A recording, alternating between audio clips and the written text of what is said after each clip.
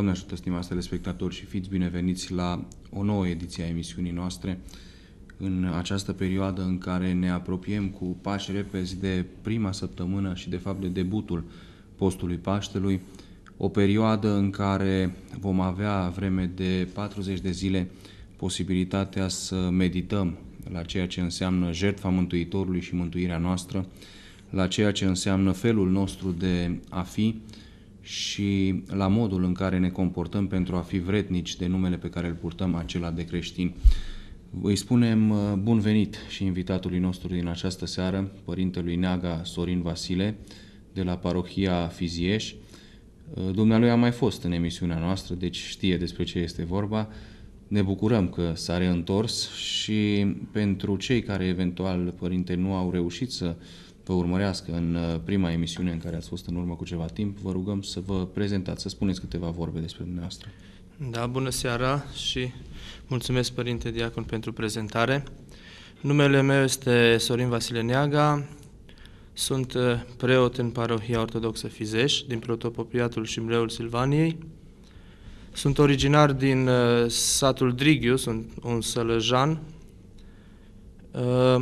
Studiile teologice le-am absolvit la Facultatea de Teologie Ortodoxă a Universității din Oradea, acolo unde am încheiat și studiile de masterat. Și iată, cu ajutorul Bunului Dumnezeu, de aproximativ 5 ani, anul acesta vor fi 5 ani, slujesc Sfânta Biserică din anul 2010 în parohia actuală, la Fizieș, și înainte timp de 2 ani la parohia Sorușa Oileac, o parohie mică, frumoasă, tot în protopopiatul Șimleu, și am așa ca și obiectiv slujirea lui Dumnezeu în credință, în cuvânt și în faptă, evitarea rutinei și încercarea de a menține viața activă și bisericească a credincioșilor și de a face să trăiască cu adevărat credința în Mântuitorul Iisus Hristos și în toate celelalte învățături folositoare. Părinte, spuneți-ne, vă rugăm, câteva vorbe despre parohia în care activați și despre oamenii de acolo. Chiar acum suntem în curs de editare a monografiei parohiale. Am aflat câteva informații foarte importante, informații istorice despre satul nostru. Satul Fizieș poate fi definit ca și Villa Olahalis, adică satul românesc Fizieș, un ținut locuit de oameni credincioși, oameni trăitori, oameni apropiați de Sfânta Biserică, o parohie care avea biserică ortodoxă încă din anul 1540, o bisericuță frumoasă de lemn, care din păcate astăzi nu se mai păstrează, care a fost supusă vicisitudinilor vremii, poate ignoranței oamenilor. Studiind documentele, ajungi să crezi sau să nu crezi până în momentul în care studiezi mai mult, și nu voi vrea foarte mult să îmi exprim punctul de vedere asupra modului în care această bisericuță nu mai există și în alte comunități există și sunt monumente istorice. Biserica actuală în care slujim, tot o biserică frumoasă, construită în anul 1937, s-au demarat lucrările, finalizată în 1939, deci iată, o populație de 300 de credincioși erau pe vremea aceea în Fizieș. În 2 ani de zile și-au ridicat biserica, din forțe proprii. În arhive nu apare un ajutor extern, să spunem așa, decât osteneala oamenilor. Și osteneala aceasta se regăsește și astăzi în viața oamenilor, în bisericuța noastră, fiind o biserică cochetă, întreținută, pictată, dotată corespunzător, o cinste pentru comunitatea noastră. Parohia în sine este o parohie așa precum sunt majoritatea celor din mediul rural, cu oameni îmbătrâniți, cu tineri care părăsesc țara, se stabilesc probabil acolo, care au părăsit satul, s-au stabilit la orașe, însă cercetând, și nu pot să nu mă refer iarăși la documente, la cercetare, am aflat că foarte mulți fii ai satului Fizieș au avut realizări mari, pe plan social, avem medici din sat, avem atâția profesori, atâția învățători, avem cercetători istorici, avem chiar și scriitori din Fizeș. Deci reflectă acest lucru faptul că aici s-a păstrat mereu acea tendință a oamenilor de a își impune încrederea în proprii copii, de a investi poate în cea mai valoroasă investiție, în copii, în tineri. În mare cam acestea le-aș putea spune acum despre Fizeș. Ar fi multe de discutat, dar nu vreau să monopolizez. Da, nu ați monopolizat pentru că au fost niște lucruri interesante. De altfel și obiectivul acestor prezentări, să le spunem, pe care le facem preotului și parohiilor, este de a populariza situația din parohiile preoților care ne sunt invitați și poate chiar și de a afla, așa cum s-a întâmplat de această dată, lucruri inedite care cu alte prilejuri poate că oamenii nu ar reuși să le regăsească. Vă mulțumim, Părinte, pentru prezentarea aceasta și vă propun să trecem la discutarea subiectului nostru de astăzi și pentru că, așa cum spuneam, începe postul, este și normal ca Evanghelia de duminică să fie o Evanghelie legată de acest început al postului și nu atât legată de începutul postului, cât mai ales prin cuvintele pe care Mântuitorul Iisus Hristos le spune în această pericopă evanghelică. Este o Evanghelie ce se leagă de modul în care trebuie să postim și să trecem prin această perioadă, cum am spus, de 40 de zile a postului Paștelui. Vă rog, Părinte, pentru început, vă voi oferi și Sfânta Scriptură, să dați citire pericopei ce se regăsește la capitolul 6 din Evanghelia după Matei, versetele 14 până la 21. Că de veți ierta oamenilor greșelile lor, ierta-vă și vouă Tatăl vostru cel ceresc greșelile voastre. Iar de nu veți ierta oamenilor greșelile lor, nici Tatăl vostru nu vă va ierta greșelile voastre. Când postiți, nu fiți triști ca fățarnicii, că ei își smolesc fețele ca să arate oamenilor că postesc. Adevărat grezi vouă și-au luat plata lor. Tu însă când postești, unge capul tău și fața ta o spală, ca să nu te arăți oamenilor că postești, ci Tatălui tău care este nascuns, și Tatăl tău care vede nascuns îți va răsplăti ție. Nu vă adunați comori pe pământ unde molia și rugina le strică și unde furile sapă și le fură, ci adunați-vă comori în cer unde nici molia, nici rugina nu le strică, unde furii nu le sapă și nu le fură, căci unde este comoara ta, acolo va fi și inima ta. Deci iată o pericopă evanghelică regăsită, așa cum am spus, la capitolul 6 din Evanghelia după Matei, care începe cu un îndemn la iertare și se încheie cu o povață despre felul în care trebuie gestionate bunurile acestei lumi, bunuri pe care Mântuitorul Iisus Hristos le denumește cu termenul generic de comori. Sunt multe lucruri regăsite în această scurtă învățătură a Mântuitorului și așa cum se întâmplă de obicei cu învățătura Mântuitorului, este scurtă, dar foarte concisă și cuprinzând foarte multe lucruri utile pentru felul în care omul trebuie să trăiască în această lume după perceptele lui sau după învățătura lui Dumnezeu, pentru că perceptele sunt ale oamenilor, de felul în care omul poate să înainteze pe drumul către mântuire. Și iată, Mântuitorul Iisus Hristos ne oferă în această pericopă o învățătură care, spuneam, se referă la felul în care trebuie să postim și să trecem prin aceste perioade ale posturilor, dar mai mult decât atât este o învățătură pentru întreaga viață. Și din perspectiva aceasta, nu vreau să anticipez, dar până la urmă aceasta este realitatea, este întreaga viață o perioadă de post, o perioadă de pregătire pentru marea întâlnire pe care o vom avea cu Creatorul nostru atunci când va veni vremea. Dar revenind la această perioadă a postului, Părinte, vreau să vă întreb și să încercați să dați o definiție acestei, să spunem, acestui obicei pe care Biserica îl are și pe care credincioșii îl au de a ține post. Ce este postul? La această întrebare voi încerca pe cât posibil să răspund în de a fi înțeleși pentru fiecare dintre noi. Nu voi da nicio definiție teologică înaltă, ci voi da o definiție logică, să spunem așa.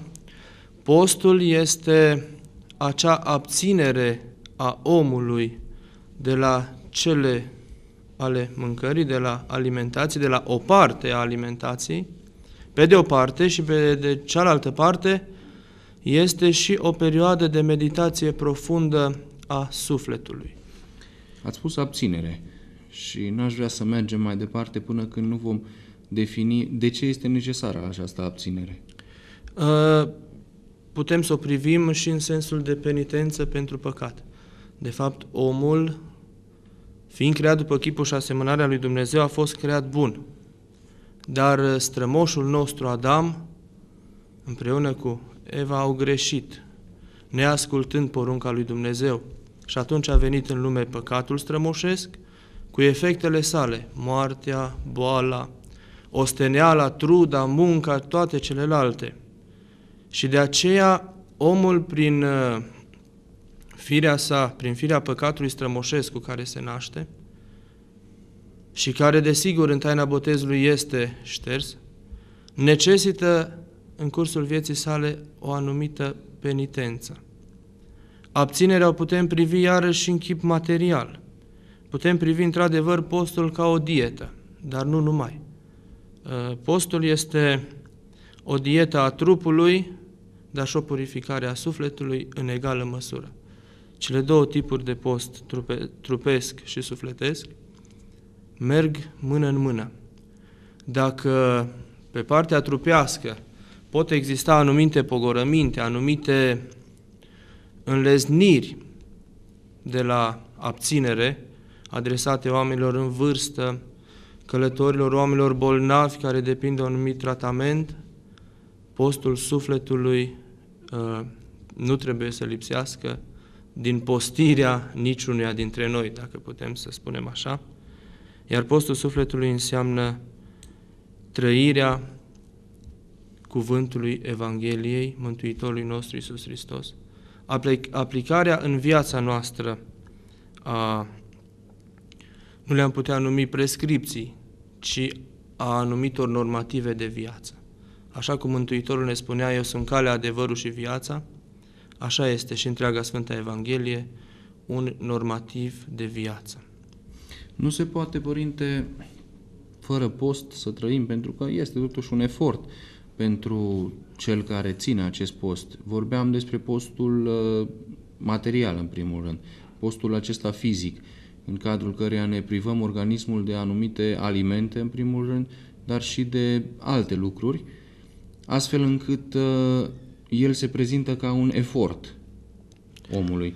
Nu se poate totuși ca viața aceasta spirituală să se desfășoare fără efort? Dacă o privim iarăși în registru material, nu cred că ne-am dori să vedem oameni care nu postesc deloc. Atâtea afecțiuni, și aici nu vreau să intru pe tărâm medical, nu este nici specializarea mea, nici preocuparea mea, dar realitățile vorbesc, atâtea boli, atâtea suferințe, cauzate de o alimentație necorespunzătoare, cauzate de incapacitatea omului de a-și pune frâu poftelor, să spunem așa. Pierdem echilibrul acesta alimentar, de aici pierdem echilibrul metabolic și într-un final ne pierdem sănătatea. Deci un popor care nu ar posti deloc, consider eu, o părere personală, că ar fi un popor bolnav. Postul aduce în sine sănătate și rămânând tot în registrul trupesc, pentru că face tocmai această abținere, presupune această abținere. Sfinții Părinți au rânduit atât de frumos și atât de bine toate posturile bisericești, exceptându-l pe Sfântul și Marele Post, acesta care are cea mai mare întindere din cursul anului bisericesc, există și postul de peste săptămână, miercurea și vinerea.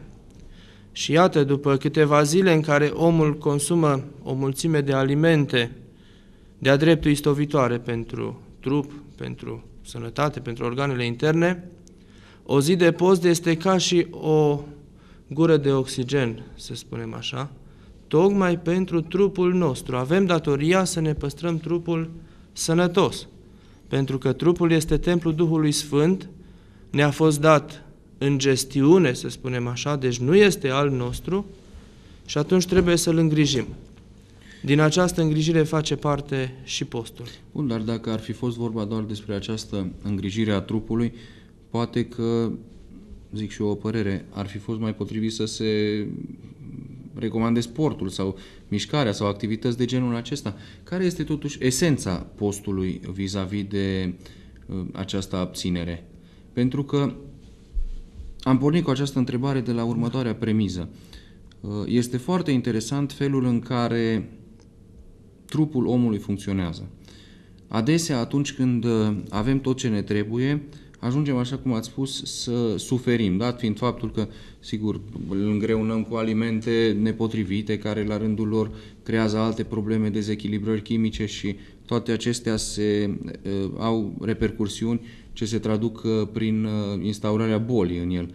Deci este foarte interesant faptul că Dumnezeu a lăsat acest organism al nostru ca să fie oarecum cumpătat. Semn că această cumpătare este cuvântul cheie în viețuirea noastră de zi cu zi.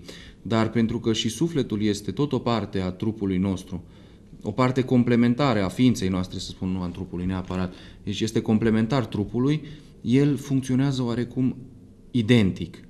Astfel încât și această înfrânare și această abținere de la anumite lucruri pe care o facem pe partea spirituală nu are alt efect decât tocmai însănătoșirea din punct de vedere spiritual, după cum și dieta alimentară are ca efect însănătoșirea sau menținerea stării de sănătate a organismului. Deci, iată, oarecum, și este foarte important ca oamenii să înțeleagă acest lucru, că postul nu este o restricție pusă de biserică pentru că niște oameni n-au avut la un moment dat ce să facă și s-au gândit, hai să-i asuprim pe semenii noștri. Asta făceau farisei în vremea Mântuitorului. Îi asupreau pe semenii lor obligându-i la posturi. Dar postul creștin este făcut în primul rând cu chibzuință. Este un post inteligent gândit tocmai pentru a preveni în primul rând instaurarea bolii și spunând acest lucru mă refer la faptul că nu se intră direct în post. Nu știu câtă lume știe că în această săptămână, în această perioadă ne aflăm în ceea ce se numește săptămâna brânzei și se numește astfel pentru că este prima săptămână din perioada postului, să zicem, sau o perioadă anterioară postului, în care nu se mănâncă alimente pe bază de carne sau alimente din acestea care conțin proteina animală organizată sub formă de mușchi, grăsime și așa mai departe. Deci, este o săptămână de pregătire. Spun că postul a fost inteligent gândit tocmai pentru faptul că biserica nu vrea ca oamenii să fie bolnavi, nu vrea ca oamenii să fie să aibă probleme din cauza aceasta. Într-adevăr, nici postul și nici învățătura bisericii nu are ca și scop să-i ucidă pe oameni.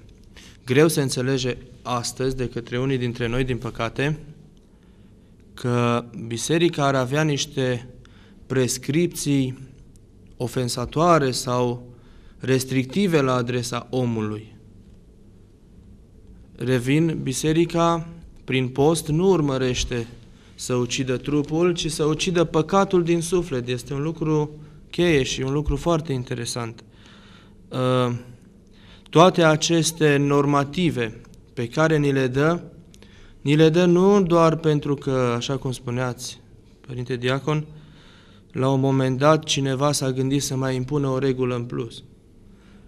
Probabil dacă am fi neinformați, ținând cont de tradiția veche bisericească de 2013 ani de creștinism, am putea să credem că cineva acolo, an de an sau la 5 ani, la 10 ani, mai impune o regulă în plus.